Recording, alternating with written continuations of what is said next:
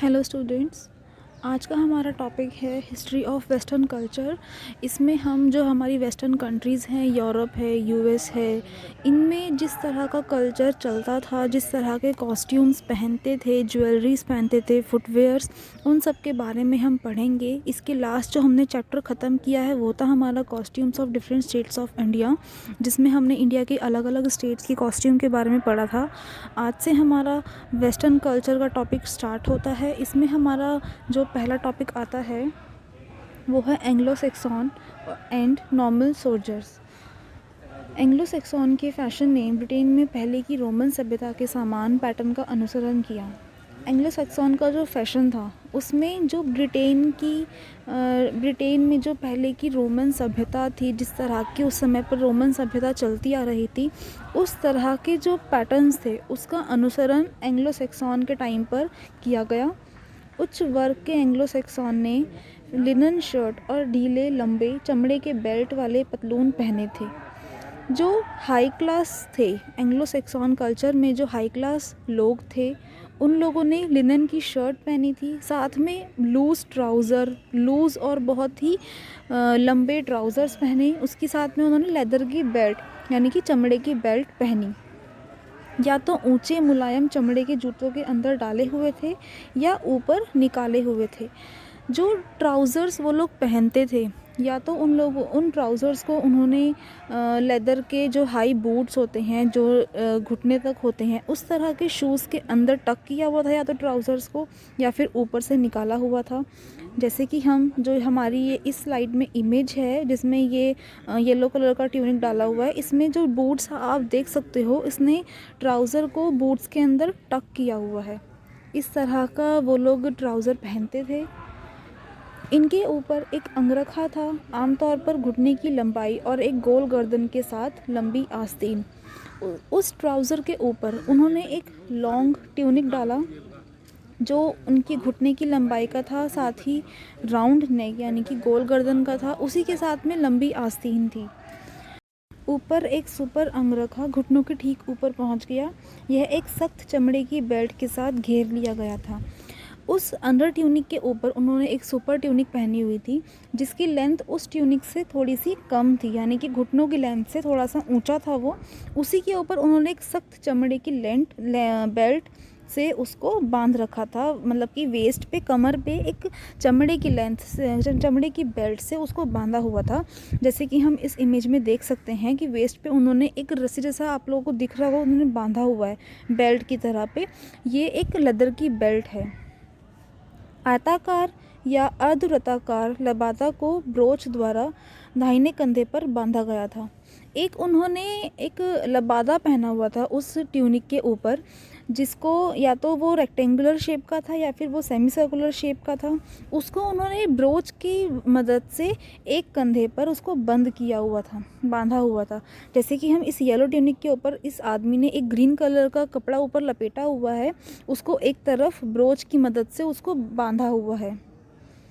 लंबी टोपी, जिसे फ्राइजियन कैप के रूप में जाना जाता है, ऊन या चमड़े से बनाया गया था और युद्ध के समय में लोहे के साथ प्रबलित किया गया था। उसी के ऊपर वो एक कैप पहनते थे जो बहुत लंबी होती थी, जो जनरली या तो ऊन की बनी होती थी या फिर लेदर की बनी होती थी। लेकिन जब भी युद्ध होता था उस समय में, युद्ध के समय में वो उस टोपी के ऊपर लोहे के साथ उसको प्रबलित कर देते थे। एंग्लो सैक्सन और नॉर्मन्स करीबी पड़ोसियों ने एक दूसरे की पोशाक के कई तत्वों को अपनाया, केवल मामूली विवरण और हेयर स्टाइल में भिन्नता थी। एंग्लो सैक्सन और नॉर्मन्स के जो कॉस्ट्यूम थे वो बहुत बहुत सिमिलर थे। सेम नहीं कहेंगे पर हम सिमिलर कहेंगे कि वो दिखने में सेम लगते थे, बस कुछ ही उसमें फ़र्क था, थोड़े थोड़े मामूली विवरण थे, कुछ हेयर स्टाइल में फ़र्क था। नॉर्मन सैनिक की ढीली ढाली कमीज में कलाई तक झुर्रियों वाली लंबी टाइट स्लीव्स थी और ऊपर से गोल नेकलाइन थी। नॉर्मन सैनिक, जो ये सेकंड वाला आदमी है, ये एक नॉर्मन सैनिक है। नॉर्मन सैनिक जो है एक थोड़ी सी ढीली ढाली कमीज पहनते थे। उसकी जो स्लीव्स होती थी वो बहुत टाइट फिटेड होती थी, जिसमें आगे थोड़ी सी झुर्रियाँ, थोड़े से फोल्ड्स बनते थे स्लीव के ऊपर, और राउंड नेक था उसका। जिसके ऊपर एक घुटने की लंबाई वाली छोटी आस्तीन वाली अंगरखा थी, और उसी के ऊपर, जैसे आप इस इमेज में भी देख सकते हो, उसी के ऊपर एक अलग से क्या नाम अंगरखा पहनी हुई है, जिसकी स्लीव्स शॉर्ट हैं। दोनों नेकलाइन और स्लीव्स किनारों पर बोर रंग की कढ़ाई थी। जो ये नेकलाइन थी और जो स्लीव्स थी, जो उसकी सुपर ट्यूनिक जो है, जो हमने पहले पढ़ी है, येलो वाली सुपर ट्यूनिक थी, लेकिन इस आदमी की ये ब्लू कलर की सुपर ट्यूनिक है। इसका अगर आप देख सकते हो तो नेकलाइन और स्लीव का बॉर्डर, इस पे रेड कलर के बॉर्डर्स हैं। तो ये बोर रंग की कढ़ाई इसके ऊपर होती थी उस समय में।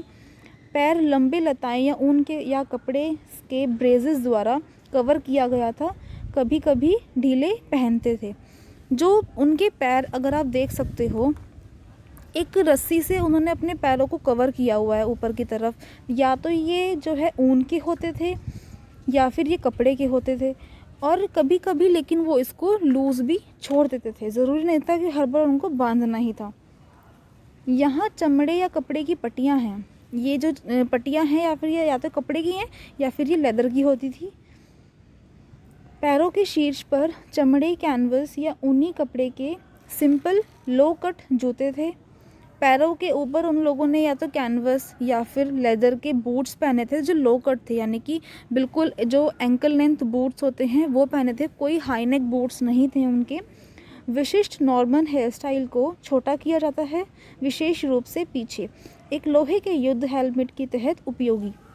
जो नॉर्मन के हेयर स्टाइल्स थे वो जनरली वो लोग छोटे बाल रखते थे, शॉर्ट हेयर रखते थे, ताकि वो लोग युद्ध के समय में हेलमेट पहन सकें उसके ऊपर, उनको अड़े नहीं, वो युद्ध के समय में कंफर्टेबली वो हेलमेट को पहन सके।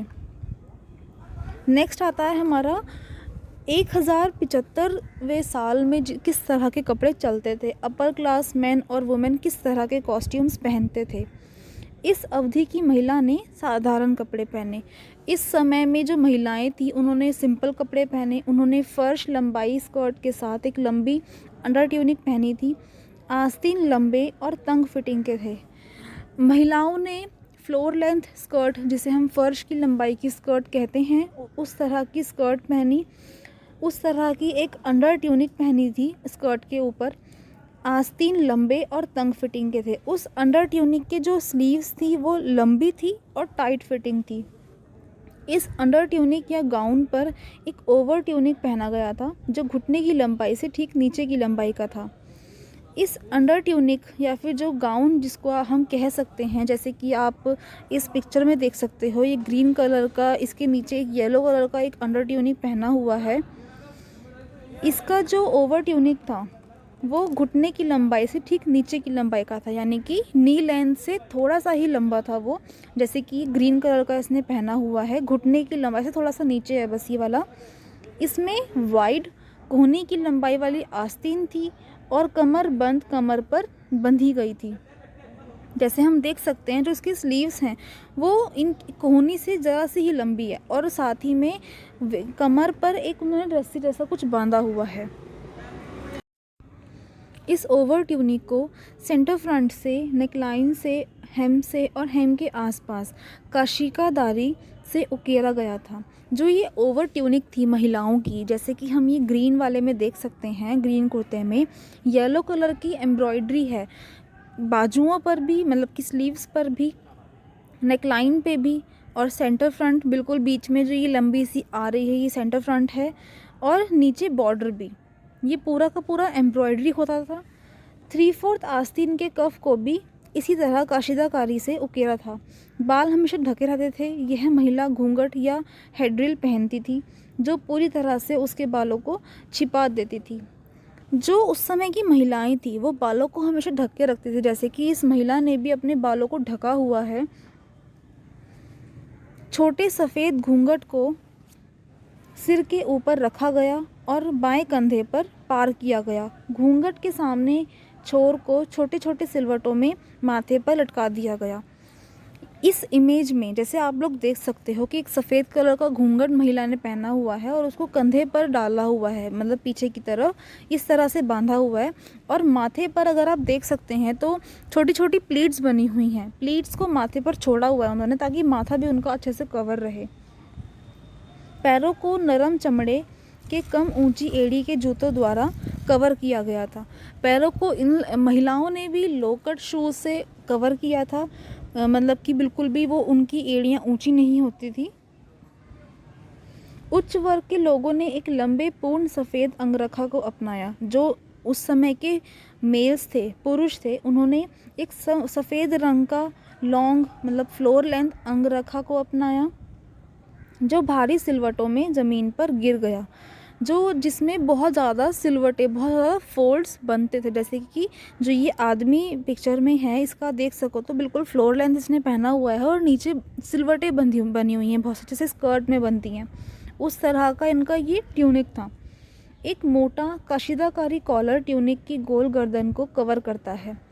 एक बहुत ही भारी मोटा स्टिफ कॉलर था इस ट्यूनिक का, जिस पे बहुत एम्ब्रॉयडरी होती थी गोल गर्दन के साथ। आस्तीन कलाई तक लंबे थे और तंग फिटिंग के थे, और अंगरखा के साथ साथ एक में काट दिया गया था। जैसे आप लोग इस आदमी की अगर गारमेंट देख सकें, इसकी जो स्लीव्स हैं वो एक तरह से ट्यूनिक के साथ में अटैच्ड हैं, बीच में जैसे सीम नहीं है, आप लोग देख सको तो स्लीव और ट्यूनिक के बीच में लटकी हुई है स्लीव, मतलब कि एक ही कटिंग में स्लीव भी निकली हुई है और ट्यूनिक भी निकला हुआ है। ऐसी तरह की स्लीव्स आजकल हम टॉप में भी देख सकते हैं, गर्ल्स के टॉप में, कि वही का वही स्लीव उसी में निकली होती है, अलग से कटी नहीं होती। तो इस तरह की स्लीव्स उस समय में चलती थी पुरुषों के कपड़ों में। रोम के टोगा के जैसा वाष्पशील आयताकार या अर्ध गोलाकार लबादा शरीर के चारों ओर लपेटा गया था और बाएं कंधे के ऊपर डाला गया था।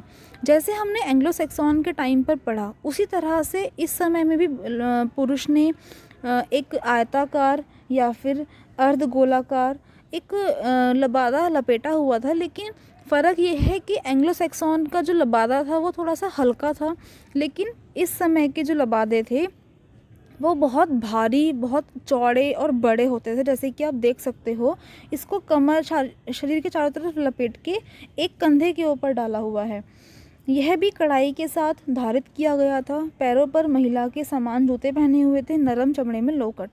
इनके भी शूज़ जो थे वो लोकट ही थे, यानी कि एड़ी से ज़रा से भी ऊंचे नहीं थे, एड़ी तक के शूज़ थे।